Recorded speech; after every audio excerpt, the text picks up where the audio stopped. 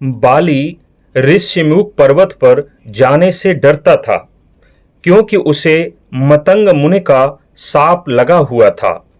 कथा बहुत रोचक है। अब पूरी कथा सुने। एक समय दुंदुभि नाम का एक असुर था जिसका शरीर भैंसे जैसा था। उस दैत्य में 1000 हाथियों का बल था। वह असुर हर समय अपने बल के घमंड में चूर रहता था।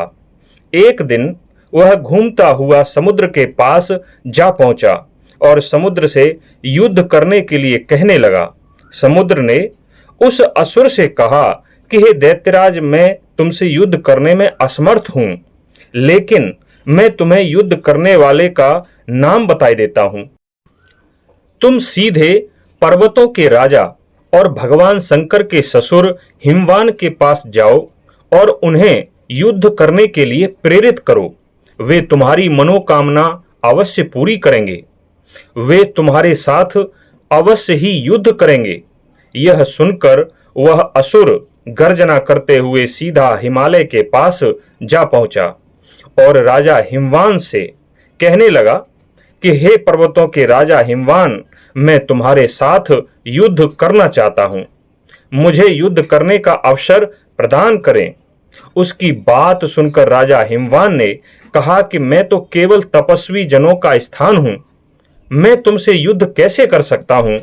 समुद्र और राजा हिमवान के मना करने पर उस असुर का अहंकार और क्रोध बहुत ज्यादा बढ़ गया। अब तो वह अपने समान किसी को समझ ही नहीं रहा था।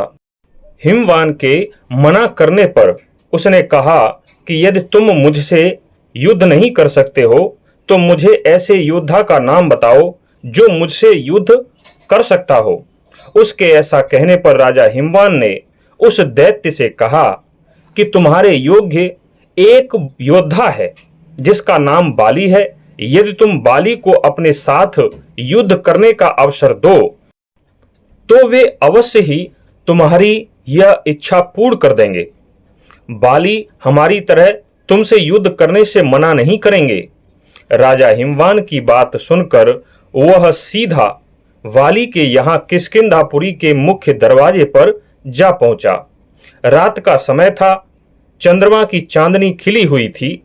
किष्किंधापुरी के मुख्य दरवाजे पर जाकर वह भैंसे का रूप धारण किए हुए असुर क्रोध में जोर जोर से चिल्लाने लगा। हे वाली, तुम अपने आप को बहुत वीर और योद्धा समझते हो। मैं तुम्हें युद्ध करने का अवसर देता हूं। तुम मुझसे युद्ध करो और अपनी वीरता सिद्ध करो। बाली उस समय अपने अंतःपुर में स्त्रियों से घिरा हुआ था। जब बाली ने उस दैत्य की बादलों की तरह गर्जना करते हुए आवाज सुनी तो वह भी क्रोध में भर गया और अंतःपुर की सभी स्त्रियों से घिरा हुआ नगर के बाहर निकला। भैंसे के रूप में खड़े हुए उस असुर को संबोधित करते हुए बोला कि हे दुंदुभि, मैं तुम्हें अच्छी तरह से जानता हूं। तुम्हारी शक्ति का भी मुझे पता है। यदि तुम अपने प्राणों की रक्षा चाहते हो तो तुम्हारी इसी में भलाई है कि मेरी किष्किंधापुरी के नगर द्वार को छोड़कर यहां से चले जाओ। बाली की यह बात सुनकर उस दैत्य की आंखों में और भी ज्यादा क्रोध दिखाई देने लगा और बाली से कहने लगा कि हे बाली, तुम अभी स्त्रियों के साथ आए हो। स्त्रियों से घिरे हुए होकर भी तुम ऐसी बात करते हो। यदि तुम वीर योद्धा हो तो मुझे अपने साथ युद्ध करने का अवसर दो, तब मैं बताऊंगा कि किसके प्राण जाएंगे और किसके बचेंगे। हे वाली, तुम अभी अपने अंतःपुर से आ रहे हो, इसलिए मैं सुबह तक अपने क्रोध को रोके रहूंगा। अभी तुम्हें स्त्रियों के साथ जो भी क्रीड़ा करनी है कर लो, क्योंकि सुबह के बाद तुम्हारा जीवन नहीं रहेगा। जिस किसी सगे संबंधी से मिलना हो, जिस किसी को सलाह देनी हो, सलाह लेनी हो, सुबह तक सब कुछ कर लो, क्योंकि उसके बाद मैं तुम्हारा घमंड चूर कर दूंगा और तुम्हारे प्राण ले लूंगा। उस असुर की बातें सुनकर बाली पहले तो मंद मंद मुस्कुराने लगा। उसके बाद अपनी पत्नी तारा आदि सभी स्त्रियों को वापस भेजने के बाद उस दैत्य से कहने लगा कि हे दुंदुभी, तुम्हारे लिए मुझे सुबह की प्रतीक्षा करने की आवश्यकता नहीं है। तुम यदि मेरे हाथों से ही मरना चाहते हो तो अब मैं क्या कर सकता हूं। उस असुर से ऐसा कहकर अपने पिता देवराज इंद्र की दी हुई विजयदायिनी स्वर्ण माला को गले में धारण करके उस दैत्य से युद्ध करने के लिए बाली खड़ा हो गया। देखते ही देखते उन दोनों में युद्ध प्रारंभ हो गया। ऐसा लग रहा था जैसे काले बादल आपस में टकरा रहे हों और उन बादलों के टकराने से जो बिजली की बहुत भयानक आवाज होती है, वैसी ही आवाज उन दोनों की भी आ रही थी।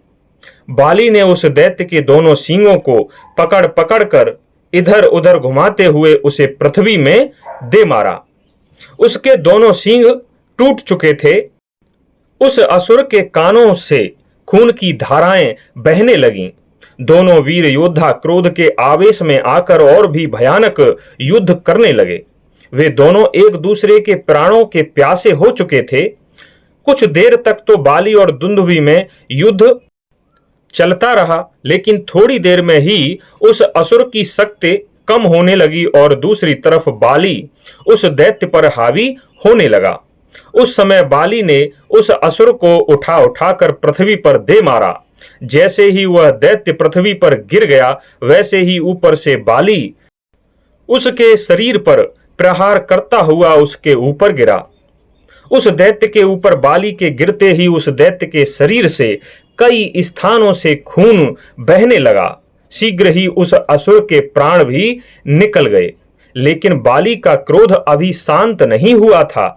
बाली ने उस मरे हुए असुर को पकड़कर उसे घुमाते हुए 1 योजन दूर तक फेंक दिया। मरे हुए असुर का शरीर जाकर मतंग मुनि के आश्रम को पार करते हुए गिरा और उस शरीर से जो रक्त निकल रहा था उसकी बूंदें मतंग मुनि के आश्रम में गिर गईं। मतंग मुनि अपने आश्रम में पड़ी हुई उन रक्त की बूंदों को देखकर बहुत क्रोधित होते हुए इस विचार में पड़ गए कि ऐसा कौन है जो मेरे आश्रम में इस प्रकार की उद्दंडता करते हुए रक्त की बूंदों का छिड़काव कर गया है। इन रक्त की बूंदों से मेरे शरीर को जिसने स्पर्श कराया है, उस मूर्ख को छोड़ूंगा नहीं।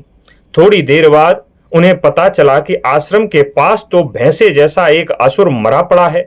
तभी उन्होंने अपने तपोबल से सारी घटना ज्ञात कर ली और बाली के प्रति कुपित होकर मतंग मुनि ने यह घोषणा कर दी कि जिस दुष्ट ने भी यह खून की बूंदें डालकर मेरे निवास स्थान को अपवित्र किया है, वह आज से इस वन में प्रवेश न करे।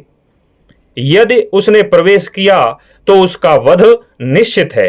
इस असुर के शरीर को मेरे आश्रम के निकट फेंककर जिसने वृक्षों को तोड़ा है, वह मूर्ख दुर्बुद्धि यदि मेरे आश्रम के चारों ओर 1 योजन तक के दायरे में पैर रखेगा तो अवश्य ही वह अपने प्राणों से हाथ धो बैठेगा।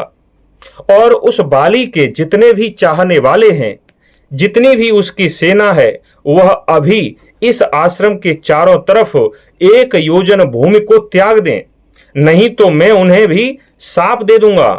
और मैं उन सभी को आज के दिन की छूट देता हूं।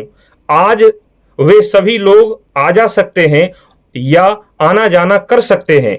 आज भर के लिए उन सबको छूट है। कल से कोई भी वानर जाति का या बाली का चाहने वाला यदि मेरी दृष्टि में आ गया तो मैं उसे हजारों वर्षों के लिए पत्थर की शिला बना दूंगा। मतंग मुनि के ऐसे वचन सुनकर वानरों में हाहाकार मच गया। जितने भी वानर जात के लोग मतंग मुनि के आश्रम के आसपास रहते थे, वे सभी उस स्थान को छोड़कर भागने लगे और सीधे बाली के पास पहुंचे। बाली ने पूछा कि इतने सारे लोग ऋष्यमुख पर्वत को छोड़कर मेरे पास क्यों भागे आए हो? सब ठीक तो है? कुछ गलत तो नहीं हो रहा? तब उन सभी बंदरों ने बाली को अपने आने का कारण बताया और जो बाली को मतंग ऋषि ने शाप दिया था वह भी बाली को बता दिया। वानरों का राजा बाली यह सुनकर सीधा महर्षि मतंग के आश्रम में पहुंचा। क्योंकि एक दिन की तो अभी छूट थी, इसलिए वह वहां पहुंचा और मतंग मुनि से हाथ जोड़कर क्षमा याचना करने लगा कि किसी भी तरह से अपने सांप को वापस ले लें। उसने यह जो कुछ भी किया है वह अनजाने में किया है। उसे यह नहीं पता था कि उस मरे हुए असुर को फेंकेगा तो वह आश्रम के पास ही गिरेगा।